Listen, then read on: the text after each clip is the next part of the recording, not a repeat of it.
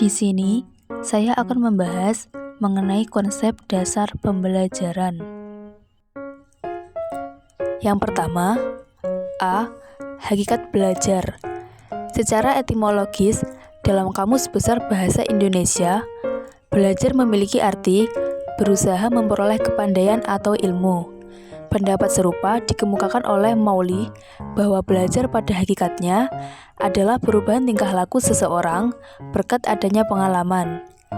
Bidharta juga mendefinisikan belajar adalah perubahan tingkah laku yang relatif sebagai hasil pengalaman, bukan hasil perkembangan, pengaruh obat, atau kecelakaan, dan bisa melaksanakannya pada pengetahuan lain serta mampu mengkomunikasikannya kepada orang lain. B. Konsep pembelajaran. Menurut Undang-Undang Republik Indonesia Nomor 20 Tahun 2003 tentang Sistem Pendidikan Nasional, bahwa pembelajaran adalah proses interaksi peserta didik dengan pendidik dan sumber belajar yang berlangsung dalam suatu lingkungan belajar. Pembelajaran dipandang secara nasional sebagai suatu proses interaksi yang melibatkan komponen-komponen utama, yaitu peserta didik, pendidik, dan sumber belajar yang berlangsung dalam suatu lingkungan belajar.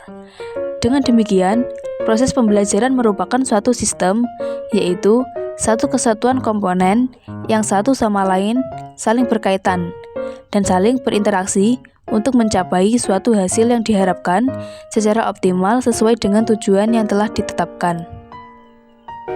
Selanjutnya, beberapa teori yang dapat dijadikan landasan konsep pembelajaran antara lain teori ilmu jiwa daya yang beranggapan bahwa jiwa manusia mempunyai daya-daya seperti daya mengenal, daya mengingat, daya berpikir, daya fantasi, yang dapat dipertajam secara fungsional untuk sesuatu hal dengan cara melatih semua daya yang tersedia. C. Landasan filsafat, landasan psikologis, landasan sosiologis. Landasan filsafat adalah seperangkat asumsi yang bersumber dari filsafat yang dijadikan titik tolak dalam pendidikan. Landasan psikologis dapat didefinisikan sebagai suatu landasan yang dijadikan sebagai titik tolak dalam proses pendidikan yang membahas berbagai informasi tentang jiwa atau psikis manusia. Landasan sosiologis pembelajaran adalah acuan atau asumsi dalam penerapan pendidikan yang bertolak pada interaksi antar individu sebagai makhluk sosial dalam kehidupan bermasyarakat. Yang kedua, A. Persiapan atau preparation. Tahap persiapan berkaitan dengan mempersiapkan peserta belajar untuk belajar. Tanpa itu, pembelajaran akan lambat dan bahkan dapat berhenti sama sekali. Salah satu tujuan penyiapan peserta belajar adalah mengajaknya memasuki kembali dunia kanak-kanak mereka, sehingga bawaan mereka untuk belajar dapat berkembang sendiri. B. Penyampaian atau presentation. Tahap penyampaian dalam siklus pembelajaran dimaksudkan untuk mempertemukan peserta belajar dengan materi belajar yang mengawali proses belajar secara positif dan menarik. Tahap penyampaian dapat dilakukan dengan kegiatan presentasi di kelas. Tujuan tahap penyampaian adalah membantu peserta belajar menemukan materi belajar yang baru dengan cara yang menarik, menyenangkan, relevan, melibatkan panca indera, dan cocok untuk semua gaya belajar.